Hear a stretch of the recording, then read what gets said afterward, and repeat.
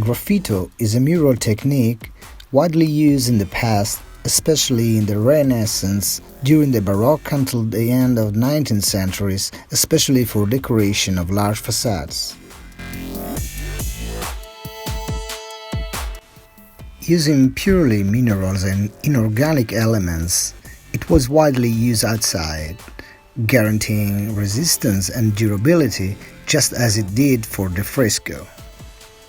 It consists of at least two layers, the first being a rough and colored, generally black or dark, while the second is usually white. This is not executed with a brush, but rather has a drawing engraved or scratched on a thin layer of lime. So we start preparing and then spreading on the masonry a layer composed of lime and coarse sand, to which a certain amount of pigment or burnt straw has been added, which can be manganese dioxide, carbon black, or burnt straw, thus generating a colored mortar. Considering that the next layer is generally white lime milk, this first rough layer is dark so as to obtain the maximum chromatic contrast even when viewing from a distance.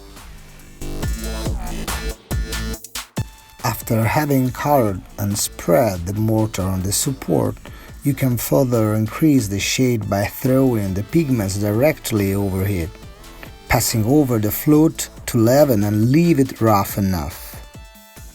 The aim is to obtain a layer of an intense dark shade that will remain even after it is hardened.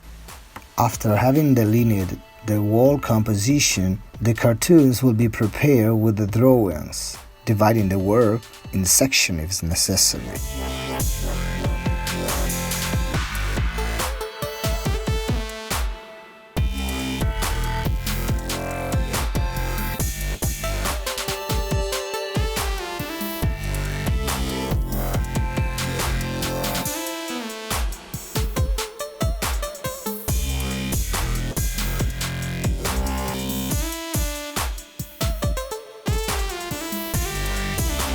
Having then soaked the wall as well as you would for the fresco, 2 layers of well-diluted lime are spread over the mortar to cover the area that you think you can do for the day.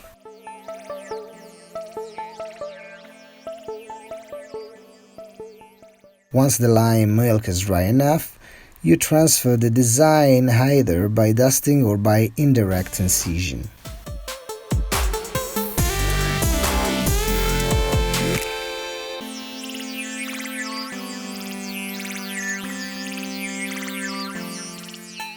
At this point, using any sharp metal tool, we proceed by scratching the white lime along the lines of the drawing, exposing the dark mortar below.